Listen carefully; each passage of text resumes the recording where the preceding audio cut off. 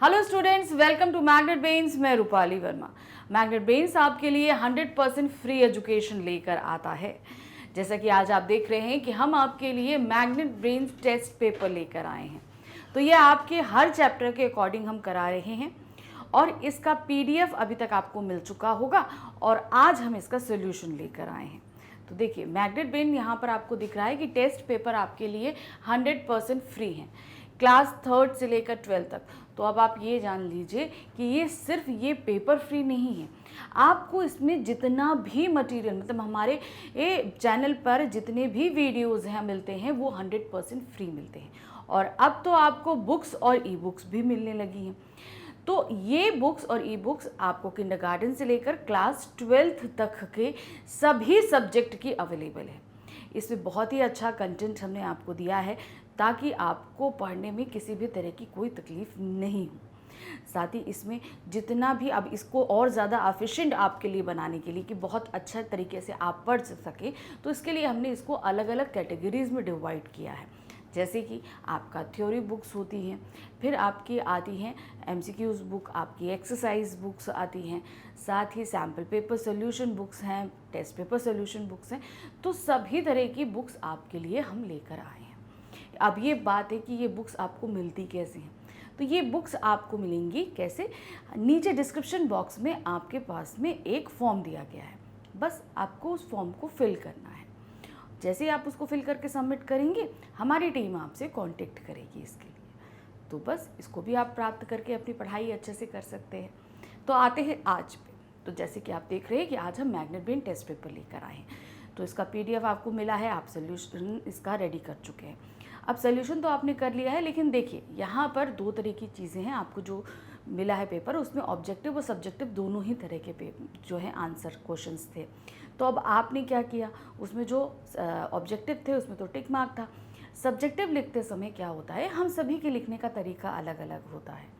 जैसे मैंने यहाँ पर जो आंसर लेके आऊँगी वो आपके आंसर से मैच नहीं करेगा, लेकिन जो क्वेश्चन पूछा गया है वो आंसर होना चाहिए। यानी कि लिखने के तरीके में फ़र्क हो सकता है, लेकिन जो क्वेश्चन है उसका आंसर ज़रूर होता है। तो अगर थोड़ा का आपका मैच नहीं करता, अब ये मत कहिए वर्ड टू वर्ड नहीं मिलाएंगे हम, थोड़ा बहुत तो हमारा जो है मैच नहीं करेगा, लेकिन जो क्वेश्चन पूछा गया है उस आंसर का होना ज़रूरी है। तो देखते हैं आज हमारी कौन सी क्लास है और कौन सा चैप्टर है। तो आज की हमारी क्लास है 10th हिंदी कोर्स A की हमारी बुक है क्षितिज भाग 2। इसका काव्य खंड का अध्याय है हमारा संगतकार। संगतकार यानी कि जब कोई भी महफिल लगती है तो भाई एक मुख्य गायक होता है, वो गाना गाया रहा होता है, उसके पीछे बहुत सारे लोग होते हैं जो उसके संगत मिलाते हैं। इंस्ट्रूमेंटल तो मिलाते हैं, वोकली भी उसको बहुत सपोर्ट करते हैं, जिन्हें हम प्लेबैक सिंगर के साथ साथ सपोर्टिंग सिंगर्स भी बोलते हैं। तो अब यहाँ पर उसी के बारे में हमने इस पार्ट में पढ़ा था, उसी के क्वेश्चंस आपको दिए गए हैं। तो चलिए उसको फटाफट सॉल्व कर लेते हैं। क्या चीज़ है देखिए। अब सबसे पहले हमारे पास आ रहा है काव्यांश आधारित। काव्यांश दिया है तो चलिए काव्यांश पढ़ते हैं। मुख्य गायक की गरज में वह अपनी गूंज मिलाता आया है प्राचीन काल से, यानी बहुत समय पहले से वो अपनी संगत का मेन जो मुख्य गायक होता है उसके साथ अपनी आवाज को मिलाता आया है। गायक जब अंतरे की जटिल तानों के जंगल में खो चुका होता है या अपने ही सरगम को लांघ कर चला जाता है भटकता हुआ एक अनहद में, तब संगतकार की स्थाई को संभाले रहता है। कहने का मतलब है जब मुख्य गायक जब तान में, कहते हैं ना मुख्य गायक जो बहुत ही ज्यादा डीपली सोच के गाने लगता है, तो क्या होता है वो अपने अंदर ही अंदर खो जाता है। तो जो बाउंडेशन होती हैं, सरगम की सरहदें होती हैं, सबसे वो कहीं छूट के वो अपने आप में ही गाने लगता है। तब क्या है, संगतकार उसको उसके साथ अपनी आवाज को मिलाता है और उसे वापस उस गाने में खींच के उस तार में सुर में उसको खींच कर लेकर आता है। जैसे समेटता हो मुख्य गायक का पीछे छूटा हुआ सामान, जैसे उसे याद दिलाता हो उसका बचपन जब वह नौसिखिया था। मतलब ये सारा काम संगतकार जैसे ऐसे कर रहा है जैसे मुख्य गायक आगे आगे जा रहा हो और पीछे अपना कुछ सामान फैला गया हो, तो संगतकार उस सामान को समेटता हुआ जा रहा है, या मुख्य गायक को याद दिलाता है जब वो खुद नौसिखिया था, वो सारी चीजें वो याद दिलाता हुआ जाता है। अब इस पर आधारित प्रश्न क्या है, देखिए, संगतकार किस स्थिति में स्थाई को संभाले रखने का कार्य करता है? किस स्थिति में स्थाई को संभाले रखता है? जब मुख्य गायक के गायन की क्षमता क्षीण हो जाती है, जब मुख्य गायक जंगल में खो जाता है, जब मुख्य गायक अनहद में भटक जाता है, जब मुख्य गायक संगीत की जटिल सुरों को गाने में असमर्थ हो जाता है। तो वो कब जो है उसको स्थाई को संभालता है? जब मुख्य गायक अनहद में भटक जाता है। मतलब वो उन तानों में कहीं ना कहीं डीपली और डीपली, मतलब जरूरत नहीं है लेकिन तब भी उन तानों में डीपली कहीं खोता चला जाता है। प्राचीन काल से ही संगतकार क्या कार्य करता आया? प्राचीन काल से क्या करता आया? मुख्य गायक की तान में तान मिलाता आया है, मुख्य गायक की आवाज में अपना स्वर मिलाता आया, मुख्य गायक का पीछे छूटा हुआ सामान समेटता हुआ आया, मुख्य गायक के प्रभाव को क्षीण करता आया, मुख्य गायक को उसके बचपन की याद दिलाता आया। तो क्या करता आया? वो जो प्राचीन काल से करता आया, मुख्य गायक की आवाज में अपना स्वर मिलाता आया है। संगतकार की क्या भूमिका होती है? जो संगतकार होता है उसकी भूमिका क्या होती है? मुख्य गायक को उसके नौसिखिए रूप को याद दिलाना, मुख्य गायक के साथ आत्मविश्वास से भरे दमदार स्वर में गाना, मुख्य गायक के गायन के स्थाई को पकड़े रखना, मुख्य गायक को सरगम को लांघने से रोकना। तो वो क्या कार्य करता है? भूमिका वो है मुख्य गायक के गायन के स्थाई को पकड़े रहना। मतलब देखो, कोई भी गाना गाया जा रहा है तो उसका अपना एक बेस म्यूजिक होता है, उस स्थाई को जो है संगतकार पकड़े रखता है। प्रस्तुत काव्यांश में किसके महत्व को बताया गया है? तो हम सभी जानते हैं कि संगतकार के महत्व को बताया गया है, तो सही क्या होगा? संगतकार। नौसिखिया किसे कहा गया है? किसको बोला गया है नौसिखिया? वाद्य यंत्र बजाने वाले, संगीत के सुरों, मुख्य गायक या संगतकार? तो यहाँ पर नौसिखिया किसको बताया गया है? वो है मुख्य गायक को बताया गया है। याद दिलाता है जब वो खुद नौसिखिया था। मुख्य गायक को संगतकार ये याद दिलाता है कि जब वो खुद नौसिखिया था। अब आते हैं हमारे पास दूसरा काव्यांश है। तार सप्तक में जब बैठने लगता उसका गला, प्रेरणा साथ छोड़ती हुई उत्साह अस्त होता हुआ, आवाज से राख जैसा कुछ गिरता हुआ, तभी मुख्य गायक को ढांढस बंधाता, कहीं से चला आता संगतकार का स्वर। कभी कभी वह यूं ही दे देता उसका साथ, यह बताने के लिए कि वह अकेला नहीं है। तार सप्तक जो है वो सबसे ऊंचा स्वर होता है। जब उस ऊंचे स्वर में मुख्य गायक गाना लगता है तो उसका गला बैठने लगता है, या उसकी जो प्रेरणा होती है, यानी कि उसकी जो अपने अंदर की इच्छा होती है, वो थोड़ा सा छोड़ने लगती है, और जो है जो सुर है वो नीचे थोड़ा सा राख जैसे गिरती है ना, उस तरीके से वो थोड़ा मध्यम हो जाता है स्वर। तब क्या है, पीछे से संगतकार का स्वर आता है और उसको ढांढस बंधाता है कि नहीं, तुम गाओ ऊंचे स्वर में, मैं तुम्हारे साथ हूं, तुम अकेले नहीं हो। और यह कि फिर से गाया जा सकता है गाया जा चुका राग, और उसकी आवाज में जो एक हिचक साफ सुनाई देती है, या अपने स्वर को ऊंचा न उठाने की जो कोशिश है, उसे विफलता नहीं, उसकी मनुष्यता समझा जाना चाहिए। तो तार सप्तक में जब उसके साथ वो स्वर मिलाते हैं तो बताते हैं कि जहां पर आपका स्वर मध्यम पड़ गया था तो कोई बात नहीं, उन स्वरों को आप दोबारा गा लीजिए। तो मतलब वो जो राग गाया जा चुका है उसे आप दोबारा गा सकते हैं। तो उसकी, और साथ ही संगतकार जब सुर मिलाता है तो उसकी आवाज में एक हिचक सुनाई देती है। वो कभी भी अपनी आवाज को मुख्य गायक की आवाज से ऊंचा नहीं होने देता। ऐसा नहीं कि वो ऊंचा नहीं कर सकता, लेकिन वो नहीं करता क्योंकि उसकी मनुष्यता है, क्योंकि यहाँ पर मुख्य गायक कोई और है, वो संगतकार है, और संगतकार की आवाज हमेशा मुख्य गायक से मध्यम ही रहनी चाहिए, क्योंकि वो एक सपोर्टिव एसेट है, तो इसलिए वो सपोर्ट में रहेगा। अब इस पे हमारा प्रश्न क्या है? संगतकार किस प्रकार मुख्य गायक को यह एहसास दिलाता है कि वह अकेला नहीं है? किस प्रकार यह एहसास दिला रहा है? मुख्य गायक के टूटते स्वर में अपना स्वर मिलाकर, मुख्य गायक के सामान उच्च स्वर में गाकर, मुख्य गायक की प्रेरणा बनकर, या मुख्य गायक के स्वर को ऊंचा उठाकर।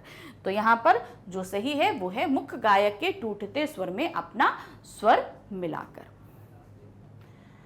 संगतकार के स्वर में हिचक इसलिए सुनाई देती है क्यों उसे हिचक सुनाई दे रही है? उसके स्वर में परिपक्वता का अभाव है, उसमें प्रतिभा की कमी है, वह मुख्य गायक का मान बनाए रखना चाहता है, वह स्वयं को हीन समझता है। तो क्यों संगतकार के स्वर में हिचक है? क्योंकि वह मुख्य गायक का मान बनाए। भाई वहां पे जो मेन सिंगर है वो तो ज्यादा ऊंचे स्वर में गाएगा ना, तो इस मान को वो बनाए रखना चाहता है, इसीलिए उसके संगतकार के स्वर में एक हिचक रहती है। तार सप्तक गाते समय मुख्य गायक का स्वर मंद क्यों पड़ जाता है? क्यों पड़ जाता है भाई? उसका उत्साह मंद पड़ने लगता है, उसकी प्रेरणा साथ छोड़ने लगती है, उसका गला बैठने लगता है, या उपरोक्त सभी कथन सत्य हैं। तो यहाँ पर हम बोलेंगे कि उपरोक्त सभी कथन सत्य हैं, क्योंकि उसका उत्साह मंद पड़ जाता है, उसका गला भी बैठने लगता है और उसकी प्रेरणा भी साथ छोड़ने लगती है। ये तीनों बात ही हमने काव्यांश में पढ़ी थी, इसलिए हम यहाँ बोलेंगे ये उपरोक्त तीनों सही है। संगतकार की हिचक को उसकी मनुष्यता क्यों माना जाता है? क्यों उसकी जो हिचक है उसको उसकी मनुष्यता माना जा रहा है? क्यों भाई? क्योंकि वह मुख्य गायक के सम्मान को बढ़ाता है, क्योंकि वह संगीत के क्षेत्र में प्रसिद्धि प्राप्त करने का इच्छुक नहीं है, क्योंकि वह अपने कार्य का श्रेय नहीं लेना चाहता, क्योंकि वह संगीत के क्षेत्र में धन कमाने की लालसा नहीं रखता। अब संगतकार के हिचक को उसकी मनुष्यता इसलिए समझा जाना चाहिए क्योंकि वह मुख्य गायक का सम्मान बढ़ाना चाहता है, क्योंकि मुख्य गायक ही अच्छा गा रहा है, यही चीज महफिल को पता होनी चाहिए। ये नहीं चाहता कि भाई हम ज्यादा अच्छा गा रहे हैं तो हम नहीं, वहां पे मुख्य गायक का सम्मान ज्यादा इंपॉर्टेंट है। मुख्य गायक को ढांढस कौन बंधाता है? संगीतकार, श्रोतागण, संगतकार या वाद्य यंत्रों की आवाज? तो ढांढस कौन बंधाता है? जाहिर सी बात है संगतकार बनाता है। अब इस प्रश्न के बाद हमारे पास वर्णात्मक प्रश्न है। अभी हमारे बहुविकल्पी प्रश्न खत्म हो गए, अब हमारे पास क्या आ गए? वर्णात्मक प्रश्न आ गए। तो फटाफट इनको हम देखेंगे। तो ध्यान रखिए जो पूछा जा रहा है वो आंसर यहाँ पर होना जरूरी है। आपकी और हमारे लिखने के तरीके फर्क रहेंगे तो थोड़ा बहुत तो डिफरेंस हो जाता है। तो यहाँ पर क्या है? मुख्य गायक और संगतकार की आवाज में अंतर स्पष्ट कीजिए। इन दोनों का हमें आवाज के अंतर को बताना है। तो देखिए कैसे लिखेंगे इसको। मुख्य गायक की आवाज गंभीर, दमदार एवं प्रभावशाली होती, क्योंकि वो मेन सिंगर है। इसके विपरीत संगतकार की आवाज मुख्य गायक की आवाज की तुलना में कमजोर और कांपती हुई होती है, क्योंकि वह अपने स्वर को मुख्य गायक के स्वर से नीचा रखना चाहता है। भाई किसी चीज को हम अगर बढ़ने से रोकेंगे तो क्या होगा? वो थोड़ा सा हिचकेगी ना, तो वही चीज हिचक किसमें होती है? संगतकार की आवाज में। किंतु मुख्य गायक की तरह संगतकार की आवाज भी मिठास भरी होती है। संगतकार कदम कदम पर मुख्य गायक के स्वर में स्वर मिलाकर गायन को प्रभावशाली व सफल बनाता है। ऐसा नहीं है कि संगतकार गा नहीं सकता, उसकी आवाज भी अच्छी होती है। क्यों? क्योंकि भाई वो मुख्य गायक के साथ आवाज मिला रहा है, लेकिन वो जान के जो है वो मुख्य गायक के आवाज से ऊंची नहीं करता है अपनी आवाज को। संगतकार कविता में कवि ने अंतरे को जटिल तान का जंगल क्यों कहा है? गायक उसमें कैसे खो जाता है? क्यों? पहली बात तो बोला है जटिल तान का जंगल, और फिर उसमें गायक क्यों खो जाता है, ये चीज बताएं। भाई जंगल कैसा होता है? बहुत घना होता है, और जो ताने होती हैं वो भी बहुत ज्यादा बारीक बारीक होती हैं, तो इसीलिए वो उसमें कहीं ना कहीं खो जाता है। तो कहते रहिए प्राय बंदिशों यानी कि गीतों के अंतरे में स्थाई की अपेक्षाकृत ऊंचे स्वर प्रयोग में लाए जाते हैं। स्थाई मतलब होता है मध्यम स्वर, और इसके अलावा जो अंतरे होते हैं, अंदर के जो पैराग्राफ होते हैं, वो ऊंचे स्वर में गाए जाते हैं। अंतरे की प्रस्तुति के दौरान ऊंचे ऊंचे स्वरों वाले कठिन कठिन सरगमों पर आधारित ताने प्रस्तुत की जाती हैं। मतलब उनमें बहुत ही कठिन सरगम होती है और बहुत ऊंची ताने लगाई जाती हैं। कवि के अंतरे के विस्तार में कठिन से कठिन तानों का अधिकाधिक प्रयोग किया जाने के कारण ही अंतरे की जटिल तान का जंगल कहा गया है। अब बहुत सारी भाई कई सारी ताने अगर जटिल लगाई जाएंगी तो क्या होगा? वो उस जंगल में खो जाएगा। भाई एकदम इतने एक साथ एक तान ये लगाई, दूसरी तान ये लगाई, तीसरी तान ये लगाई, तो बहुत सारी ऊंची ऊंची ताने लगेंगी ना, तो अंत में क्या होगा? वो उसको क्या बोला गया? बहुत सारी कई सारी ताने होने के कारण उसको जंगल बोल दिया गया है, जिसमें गायक खो जाता है। अंतरे की इसी विस्तार के क्रम को जब गायक सरगम को लांघता हुआ अनहद नाद में ऐसे संसार में चला जाता है जहां उसे स्वयं और दूसरों के होने का आभास भी नहीं रहता। तो मतलब वो एक के बाद दूसरी तान दूसरे तान में लगाते लगाते क्या होता है? वो जंगल में भटक जाता है, और क्या होता है कि वो अपने उन्हीं तानों में कहीं ना कहीं खो जाता है, और एक्चुअल में उसके सामने क्या हो रहा है, वो कौन सी मेन तान में था, उन सभी चीजों से वो भटक कर कहीं उसके अंदर खो जाता है। जब मुख्य गायक अंतरे की जटिल तानों में खो जाता है तब संगीतकार अपने कर्तव्य को कैसे पूरा करता है। अब वो जंगल में खो गया, अब संगीतकार उसे कैसे वापस लेकर आएगा, क्या करेगा, वो चीजें। तो उसका कर्तव्य क्या है, उसके तान में तान मिलाकर उसे वापस मुख्य स्वर पे वापस लाना। जब मुख्य गायक अंतरे की जटिल तानों में खो जाता है और अपने सुरों में भटक जाता है तब संगीतकार गायन के स्थायी को संभालता है और गायन के मूल स्वरों को पकड़े रखता है। जो बेसिक जो स्वर होते थे संगीतकार उनको पकड़ के और मुख्य गायक को वापस उन्हीं स्वरों में लेकर आता है। वह मुख्य गायक का साथ देकर कार्यक्रम को सफल बनाने में कोई कसर नहीं छोड़ता। इस प्रकार संगीतकार अपना कर्तव्य बखूबी निभाता है। मान लीजिए मुख्य गायक अगर भटक भी गया तो वो क्या करता है, वो वापस उनको खींच के लेके आता है। ऐसा नहीं कि भाई तुम भटक गए तो तुम जाओ। जो भाई मेन हम गाना गा रहे थे उसको पकड़े रखने का काम संगीतकार ने किया और मुख्य गायक को वापस उन जटिल तानों से वापस खींच के रास्ता दिखाकर उस मुख्य तान में ले आता है।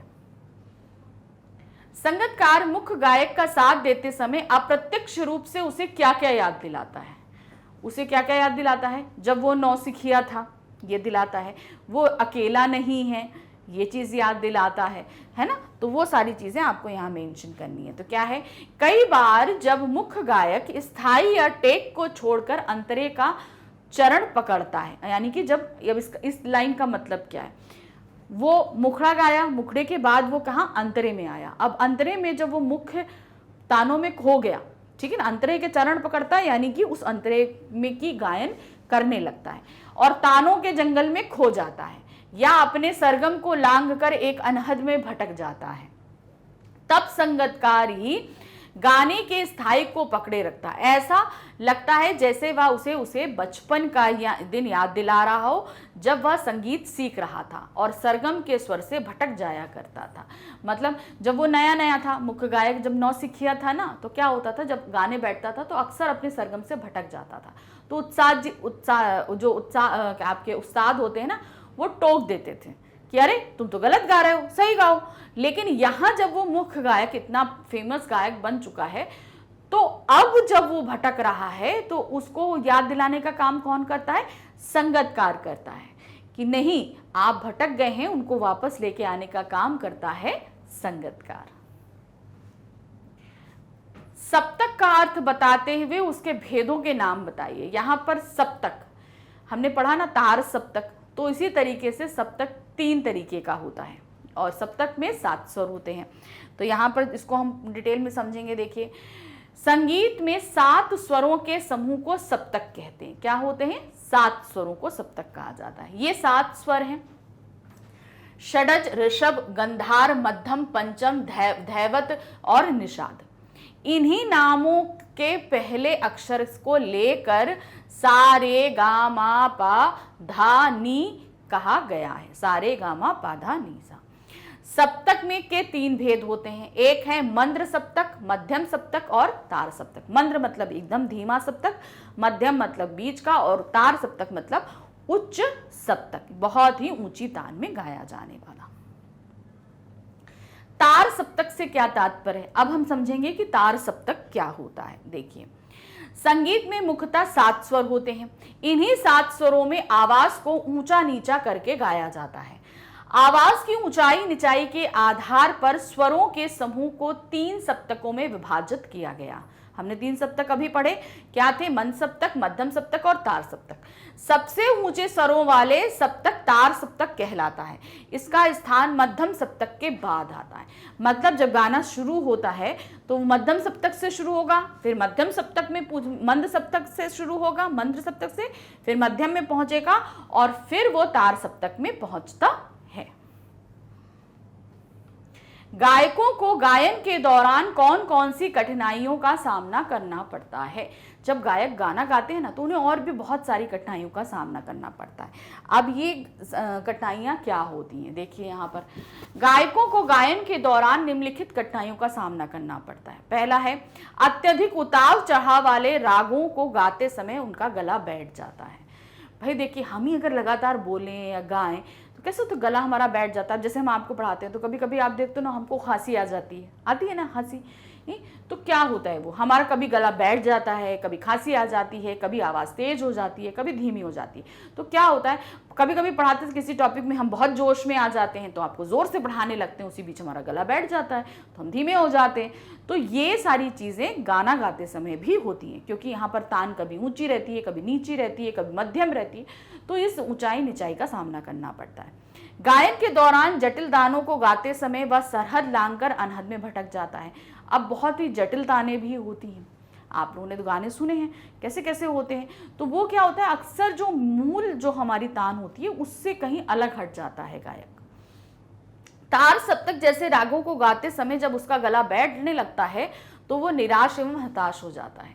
अब एकदम से बहुत ऊंचे स्वर में आप गाओगे तो कभी कभी गला साथ छोड़ने लगता है, तो उस समय गायक को भी अंदर से निराशा होने लगती है, तो वो भी इस चीज को फेस करता है। मुख्य गायक के साथ संगतकार का होना क्यों आवश्यक है।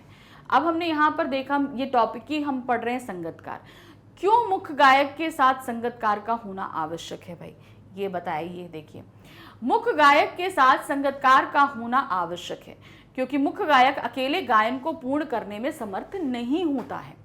गायन में साथ देने के लिए सहायक गायकों के साथ साथ कुछ आवश्यक वाद्य यंत्रों और उन्हें बजाने वालों की भी आवश्यकता पड़ती है। भाई खाली अकेला तो गा नहीं सकता, उसमें भाई बहुत सारे वाद्य यंत्र भी जरूरत पड़ेंगे, साथ ही साथ आपको संगतकार की जरूरत पड़ेगी, बहुत में भाई पीछे से आवाज भी आने चाहिए होती है, तो इन सभी का साथ जरूरी होता है।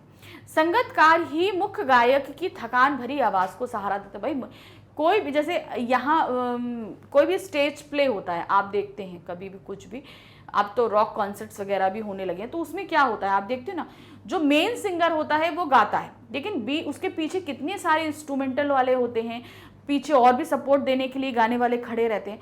भाई वो लगातार तो नहीं गा सकता ना, जो एक गायक है, मुख्य गायक, लीड सिंगर जो है, वो नहीं गा सकता ना, तो उसको सपोर्ट करने के लिए बहुत सारी, बीच में खाली इंस्ट्रूमेंट बज रहा है तो वो 1 सेकंड के लिए रुक जाता है, 2 सेकंड के लिए रुक जाएगा, फिर वो गाएगा, फिर उसको सपोर्ट करने के लिए पीछे से जो सिंगर गा रहे हैं वो गाएंगे।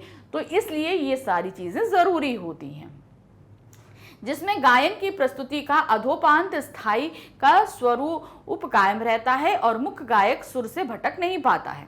संगतकार के अभाव में मुख्य गायक की सफलता का मार्ग अवरुद्ध हो सकता है।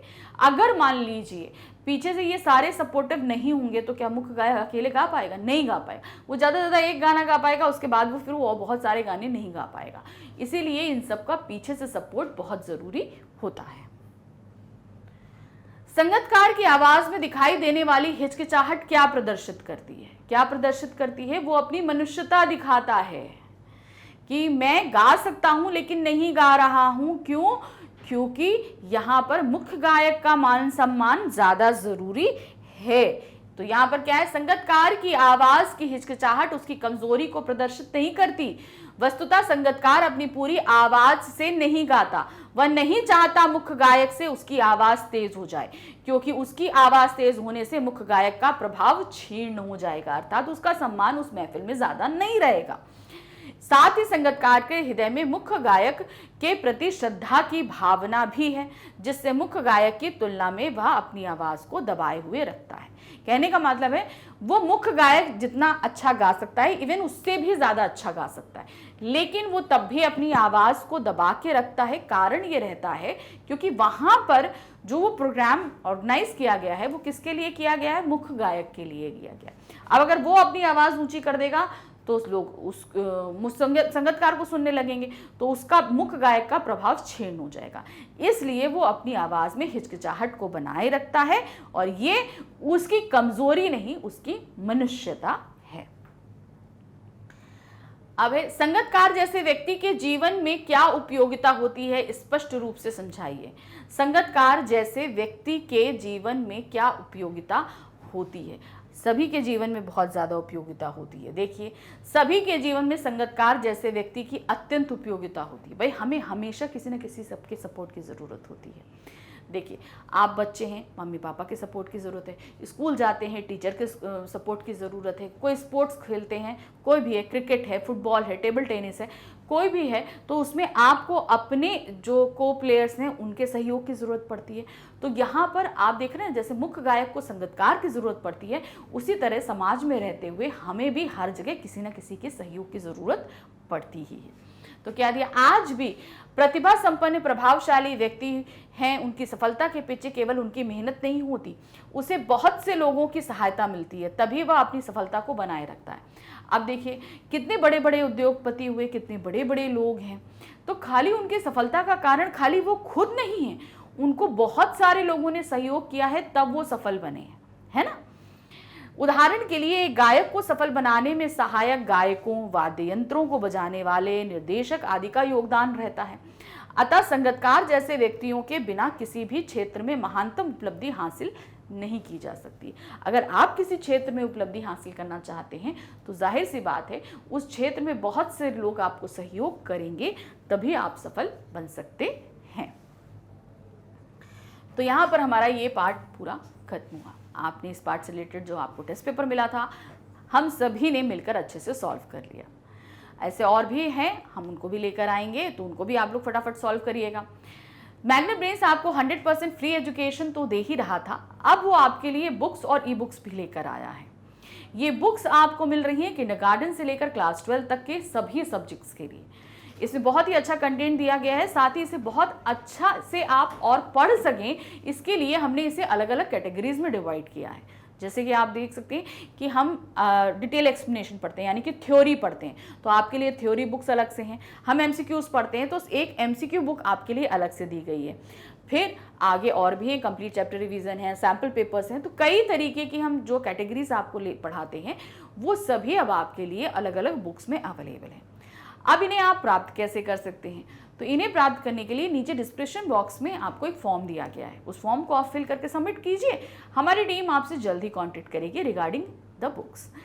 तो आगे और भी वीडियोस हैं, उनके लिए बिल्कुल तैयार रहिएगा। Thank you for watching, bye bye.